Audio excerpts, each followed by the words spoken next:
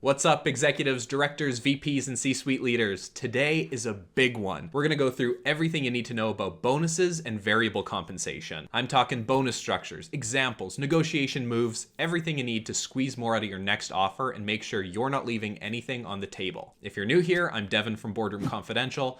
I've helped 300 plus leaders negotiate over $100 million in senior comp. And fun fact, I used to be an executive myself. I was a marketing leader at startups and public companies, so I've got a lot of experience in the trenches, and if you watch this and you want to work with me after, feel free to reach out. Anyway, on to the meat and potatoes. Like I said, today we're going to discuss everything you need to know about executive bonuses. And by executive, I mean mainly people at the VP level and above, but some of this will also be relevant for directors and others, so there's no absolute hard line on the title here. All right, here's how we'll break it down. Part 1, types of executive bonuses, definitions and key elements. Part 2, short-term bonuses, how to structure them with examples. Part 3, long-term bonuses, how to structure them with examples. And Part 4, 10 black belt moves for negotiating executive bonuses. Let's dive in. Part 1, types of executive bonuses. Now, bonuses aren't just icing on the cake. For many leaders, bonuses are the cake. A VP or C-level salary might look impressive on paper, but if you dig into the details, the real cash comes from the bonuses. So let's start with a 30,000-foot view to cover the basics. To understand bonuses, you need to understand variable compensation overall. Now, variable compensation is a big ol' umbrella term that refers to the whole portion of your comp that's contingent on various factors. Some forms include the following: performance-based bonuses, or incentives linked to individual, team, or company performance; time-based bonuses, or incentives linked to being at the company for a certain amount of time, for example, a year, 2 years, 3 years, etc. Commissions, typically found in sales roles; and profit sharing, a plan where employees receive a share of profits in different scenarios. Now, in general, these are types of non-discretionary bonuses. That means they're not based on anyone's judgment. Instead, they're based on specific, pre-established criteria or formulas that dictate when and how much is paid. On the flip side, there's another category of bonuses called discretionary bonuses, which are more unplanned or awarded on subjective judgment. Examples of those include holiday bonuses, end-of-year appreciation, exceptional performance, going above and beyond, referring new employees, and that kind of thing. For this video, we'll put the discretionary stuff aside and focus on the non-discretionary items because really that's what you're negotiating in most exec offers. So there's the 30,000-foot view of variable comp. And overall, variable comp plus your base salary or non-variable comp makes up your on-target earnings, or OTE. Those are the basics. Variable plus non-variable or base salary equals OTE, or your total cash compensation. Usually when people are negotiating bonuses, we're referring to the very first point on this list, performance-based bonuses. So let's zoom in on that. Practically speaking, performance-based bonuses are relatively short-term incentives. They're usually paid out annually or quarterly, sometimes monthly, and they can be a percentage, say 20% of your salary, or a fixed amount like $100,000. They also don't have to be all or nothing. For example, if a performance threshold isn't met, you could still get a certain percentage of the total bonus. Likewise, if you overperform, you can potentially get more than 100%. And we'll talk about a bunch of ways you can structure that in a bit. But for now, just recognize that most of these bonuses are a percentage of base salary, most of them are paid out quarterly or annually, and most of the payouts are cash. Although in some situations, especially at public companies, they can definitely include equity too. In terms of what bonuses are based on, the targets can either be personal goals, team goals, company goals, or any mix of those three. Good bonuses should strike a balance between metrics that impact the company's bottom line and metrics that you and your team can influence. For example, if you're in marketing, maybe web traffic or leads are too fluffy to bake into compensation, but closed-won deals might feel too far from what you can impact directly. So a good compromise might be sales opportunities or qualified pipeline targets, because that's sort of like meeting halfway. Here are some other flavors of bonuses and important elements to consider. Number 1, sign-on bonuses. A sign-on bonus is a bonus paid to a new employee as an incentive to join a company. Why do companies pay sign-on bonuses? Generally, there are 3 reasons. Number 1, to not rock the boat. In other words, sometimes the salary someone wants is outside the normal range for their level, so the company gives a sign-on bonus to close the gap and keep salaries equitable. Number 2, to make up for benefits left behind.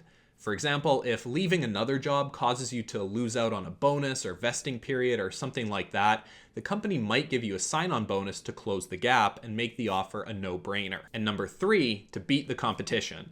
In other words, a sign-on bonus is more likely if multiple companies are fighting over you. Amounts vary widely, but some places have benchmarks around 5 to 10% of base or low to mid 5 figures, all the way up to 6 figures or higher, depending on the factors I just mentioned. Number 2, accelerators and kickers. Accelerators and kickers are incremental incentives you can earn for overachieving on goals. For instance, a salesperson with a quota of $100,000 could have a 3% commission rate, but for any sales they make over $100,000, they could get an accelerator of 4%. Companies can also use accelerators in other ways too, whereby they're more of a kickback. For example, for every sale a salesperson makes from cold calling, the director of sales might get an extra 1% of that revenue. It's worth noting that accelerators aren't just for salespeople either. If there are clear metrics-driven goals for your role, you may be able to negotiate an accelerator. Whatever the format, you definitely want to make sure you're fighting to make it uncapped, so that the more you overperform, the more you're rewarded. More on how to structure accelerators with examples in a bit. Number 3, bonus targets. Bonus targets are the actual goals that bonuses are based on. You might not think you'd be able to negotiate your own targets, but that could be one of the most valuable elements you bargain for. One of the first things I do, especially with VPs of sales and the CROs who I help negotiate, is sit down and look at the plan together and see if they think it's attainable. You need to ask yourself, are these goals realistic, and do I even know how these goals were set? You don't just want to accept targets blindly. You know, the last leader could have been completely out to lunch. You might have to go back and tell the exec team, look, I'm not inheriting numbers that you told the board just because you were trying to raise a bunch of money or make it look good on paper. The proper way to negotiate targets is to have a conversation around how the goals are set and saying you need to understand the math and be able to see a path toward attainability. All right, next, number 4, bonus guarantees. Bonus guarantees are minimum payouts on variable compensation, regardless of performance, usually for a certain amount of time at the start of a new role. For example, you could negotiate a first quarter guarantee during initial months while you're onboarding and getting ramped up. If you really want this, especially if you're a sales leader where a lot of your total comp is variable, you could try framing it as a reasonable accommodation for your ramp up period, as you'll be getting up to speed, learning the business, and building your key relationships. Number 5, milestone bonuses, aka milestone payments. Now, I love milestone bonuses. If you know the role for which you're negotiating has major milestones or stretch goals associated with it, you need to consider milestone bonuses. Milestone bonuses are incentives tied to the achievement of significant company events or goals. They can be structured around all sorts of targets, including revenue growth, product launches, acquisitions, market expansion, you name it. And they're often structured as one-time cash bonuses or equity grants. For example, a CFO I worked with was able to negotiate a $100,000 milestone bonus into his offer contingent on the company IPOing. He had helped other companies IPO before, and it was a goal of the board, so they were happy to put a bounty on it given the CFO's track record and the fact it required a Herculean effort. More on milestone payments and how to pitch them and structure them in a bit. And finally, number 6, profit sharing or other distributions. Some companies that don't want to issue equity or other long-term incentives tend to like profit sharing, especially if it's a bootstrapped or family-run business. They'll generally carve out a portion of profits for people that can translate into some nice upside. Even 2 to 3% can become a nice little windfall. For example, I helped a COO in manufacturing negotiate 3% over $5 million. So in their second year, when the business netted $9 million in profit, the COO's share was 3% of $4 million, or 9 minus 5, which worked out to $120,000 on top of his regular salary and regular bonus. Not bad. Okay, now that we've gotten some of the definitions out of the way and talked about the main forms of executive bonuses, let's get to the real meat and potatoes here. As we mentioned before, most executives have a bonus that's a percentage of their salary. Say 20%, 30%, even 50 to 100% for revenue-focused roles like VPs of sales or chief revenue officers. Here's a cool chart that shows typical bonus ranges for C-level positions at different stages of companies, which you can argue also applies to the VP level. You can see that CEOs and CROs typically have higher bonus percentages because they're most responsible for the bottom line, while the rest of the executive team sits somewhere in the 20 to 40% range. So that's how it's often framed, as a percent of salary or total compensation. Now, let's get to where the real magic happens, how bonuses are actually structured. Here are 3 examples of real executive bonuses, from low complexity to medium complexity to high complexity. None of these is necessarily better or worse than the other, but the more complex, typically the more value you can unlock, but the more leverage you'll need to negotiate it. Okay, here we go. Executive bonus example number 1, low complexity. Pretend you're a VP of sales with a $300,000 salary and 50% bonus based on the sales org hitting $50 million in revenue. There's also a simple accelerator where for every 1% that your team exceeds the $50 million target, you earn an additional 1% bonus. For example, say your team delivers $60 million in revenue this year. Since 60 is 10 above the $50 million goal, in other words, you beat the goal by 20%, you would earn an additional 20% of your annual bonus for a total of $180,000. You can see how that extra percentage is super valuable. You were able to earn more than 100% of your bonus because you delivered more than 100%. Now in this example, the bonus is uncapped. That means there is no cap or limit on how much you can make. If you delivered 70 or 80 or $180 million, you would keep getting a higher payout because you earned it. It's a great way to align yours and the company's incentives and reward over performance. Lots of companies try adding a cap, but I strongly believe it's important that you're always negotiating for uncapped bonuses. Executive bonus example number 2, medium complexity. In the first example, it was simple. There was a flat 50% variable with an additional 1% for every 1% over the goal. In this example, let's layer in a few other things. So the first element we'll introduce is a minimum threshold. Now, most bonus plans have a floor below 100% where the bonus is still paid out at a reduced rate. In other words, if you get close but you don't quite hit 100%, you'll still get a portion of the bonus so that it's not all or nothing. Here, let's say the bonus threshold is 80% of targets. So when results are below 80%, no bonus will be paid. For results between 80 and 89%, then 80% will be paid, and between 90 and 99%, 90% will be paid. Now, let's look at some more advanced accelerators. Let's say for 100%, then 100% will be paid out, but from 101 to 109, you'll pay out 110%. From 110 to 124, you'll pay out 125%. From 125 to 149, you'll pay out 150%. From 150% to 200%, you'll pay out 200%. So you can see, once you go above 100% of target, the bonus increases at faster rates. Note, there are no standard brackets. Some companies like using smaller increments, like 110 to 115 and 116 to 125, etc., but the ones here are fairly typical. Seeing a 1.5 or 2x payout for exceeding goals at these levels is very standard. Now, what about anything above 200% in this example? We already said capped bonuses suck, so if you're negotiating this, definitely try to get it uncapped. One way of doing that here would be to add a straight line accelerator beyond a certain point. For example, for every additional 10% above 200%, the bonus will increase by X percent, say 5%.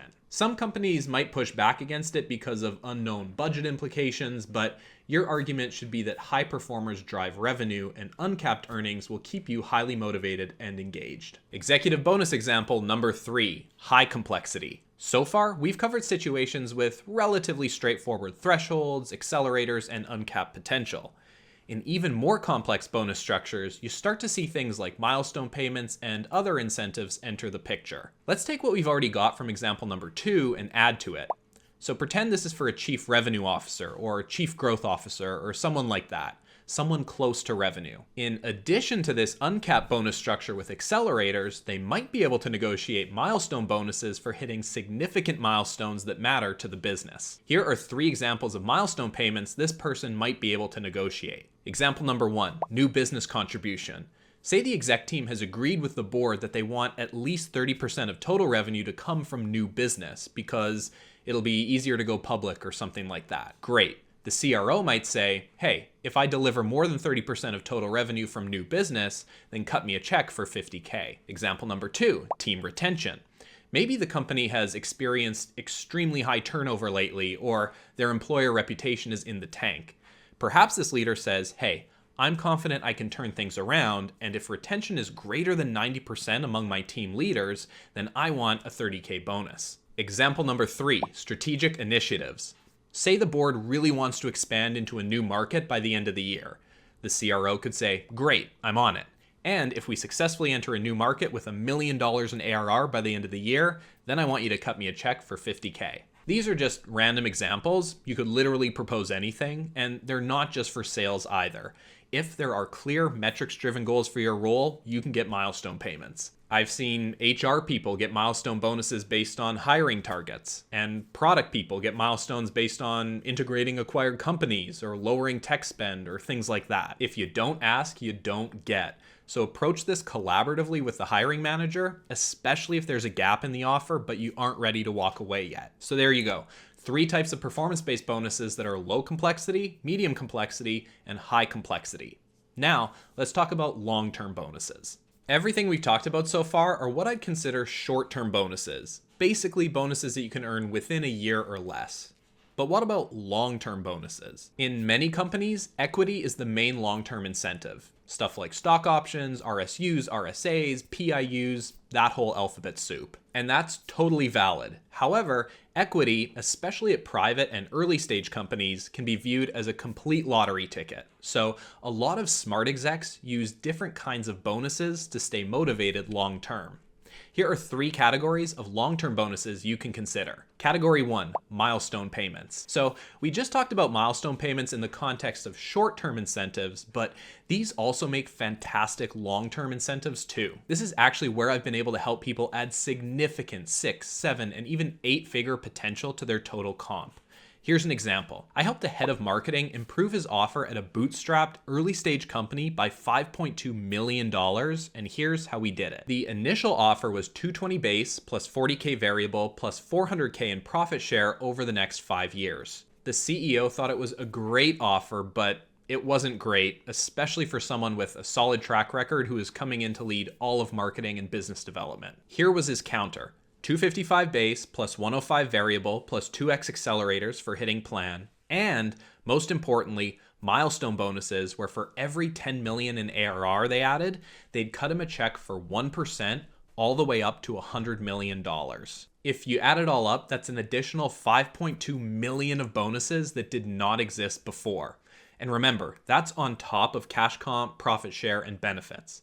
Now, obviously this was way more than the original offer and there was no way he was going to get all of it, but the result was fantastic. In the end, he got 240K base, 100K bonus, 2x accelerators, 400K profit share, and 3.1 million in milestones. That's over 5 million total comp over the next 5 years, and it's not even close to capturing all the value he added by getting 9-month severance, the ability to consult and advise, and more. Huge win. Here's another example. This one's crazy. I helped a chief revenue officer in a high-end luxury space, think defense or aviation or something like that, and we got 25 million in milestone payments tied to net profit. Check out this schedule. So for every milestone at 50, 150, 300, and 500, they agreed to cut him a check for 5%, which if he hits plan, works out to a cool 25 million on top of his cash comp. And because this was all tied to net profit, it wasn't even that hard to get through the board because profitability was the main metric everyone was aligned on. By the way, this guy made out like a bandit. He also got an apartment, a luxury car, a personal stylist, and tons of other cool stuff. If you want to see his actual counteroffer and everything he ended up negotiating, I've included the whole MOU in my Senior Compensation Bible, which you can download at compensationbible.com. Super eye-opening. Now, one cool hack I recommend for negotiating milestone payments is using ChatGPT to brainstorm ideas. It's a really good thinking partner. Here's a prompt you can use. I'm an executive with the following profile: role, company size, company stage, and company objectives. In order to maximize my long-term compensation, I want to negotiate milestone payments as part of my total comp.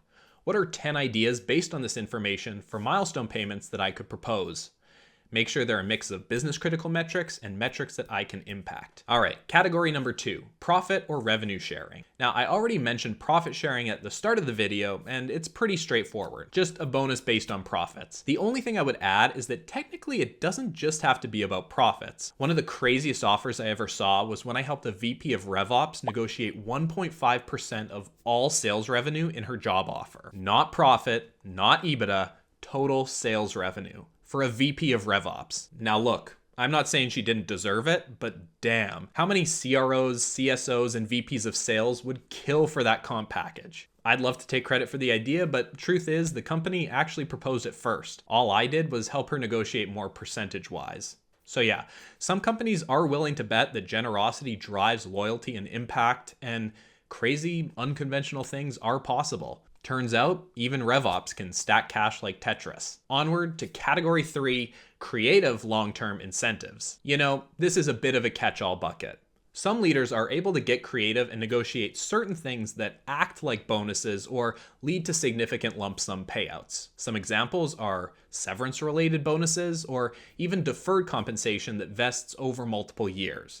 Think of it like a bonus that's locked in until you hit certain triggers. For example, if you stay 3 years and meet specific criteria, or if you get acquired and it triggers a payout, things like that. I've included more flavors and examples of deferred comp in my senior compensation Bible, but it's definitely rarer than milestone payouts and profit sharing. So if you want to go deeper on that, go take a look at the playbook. This video is already way too long to start covering a bunch of edge cases, so let's keep it moving. All right. Phew. Now you're familiar with the main components of executive bonuses. You've learned about caps and kickers and thresholds and accelerators and milestones and all of that jazz. And now it's time to talk about how to actually negotiate all of it. So without further ado, the final section. Let's start with mistakes. Here are the top 3 mistakes I see when negotiating bonuses. Mistake number 1, they're way too low.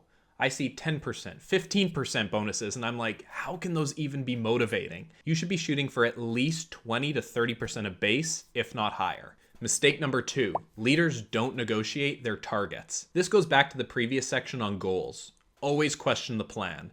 Ask yourself, are these goals attainable? Because the last thing you want to do is inherit impossible targets that make achieving your bonus impossible. The proper way to negotiate targets is to have a conversation around how the goals are set and tell them you need to understand the math and be able to see a path toward attainability. And finally, mistake number 3, most leaders are too short-sighted. They focus only on the short-term variable piece and totally forget about the long-term bonuses, which are by far the areas where I've helped most VPs, SVPs, and C-suites negotiate more upside. So with all that in mind, let's end the video with 10 black belt tips for negotiating bonuses. Tip number 1, make the other side go first. Like anything, never ever go first or open with your desired bonus structure if you can help it. The moment you name figures or different elements, you risk anchoring too low. Instead, push them to go first and use that to shape your response. Tip number 2, frame your asks in terms of total compensation. When you're negotiating exec packages, you always want to talk in terms of total compensation to leave as much flexibility as possible. So if they can't move on salary, for example, let them know that you're happy to explore performance-based incentives to close the gap on total comp. This is helpful if they're asking for your expectations early on, but you don't want to show your hand yet. You can say something like, if you want to show the range for the role, I can tell you if we're in the same ballpark, but I'll need to learn more to determine what kind of mix of total compensation I'd be interested in. If it seems like we're not aligned, I'll be upfront to save everyone time. Tip number 3, negotiate simultaneously, not serially. So this is a good one from HBR. Their research shows that if someone makes you an offer and you're concerned about different parts of it, you're better off proposing all your changes at once. Don't say, the bonus is low, could you do something about it? And then once they've worked on that, come back with, thanks, now can we work on the salary? As a rule of thumb, you're usually fine to go back to the well once or maybe twice, but anything beyond that can be stretching it. Tip number 4, review targets rigorously. This goes back to the fact that you need to be able to hit your targets or your bonus will be completely worthless. Not enough leaders negotiate the goals themselves, so always request visibility into how the targets are set, and if you don't think they're attainable, collaborate on a revised plan. Tip number 5, secure role reviews or commitments. If a company isn't ready to give you a certain title or bonus or milestone plan or whatever, you can try telling them, okay, how about this? I'm happy to come in and be a team player, but I would like a role review in 6 months where if I'm doing what's expected, then it would unlock XYZ. A promotion or accelerator or whatever. That kind of move can help unblock tricky stalemates if you don't want to walk away and there's some flexibility on both sides. Tip number 6, frame milestone payments as an alternative to equity. If equity is not an option or you'd rather just bet on yourself with milestone payments, but you need to convince the company about it, try positioning the milestone plan with the following benefits. A, there's no risk to the company. They don't pay a cent unless you actually hit the milestones. B, there's no impact to the cap table because this is an alternative to offering equity, which is music to most CEOs' ears. C, it's win-win because paying out a big bounty means you've hit a big target. And D, you're betting on yourself. Milestone payments show that you're willing to put your money where your mouth is and deliver a big target. Tip number 7, train yourself to ask for numbers that make you physically uncomfortable. Whether you're negotiating bonuses or any other element, you can usually get more than you think. Try this exercise. Write down your rock bottom number, your middle number, and that crazy stomach wrenching number.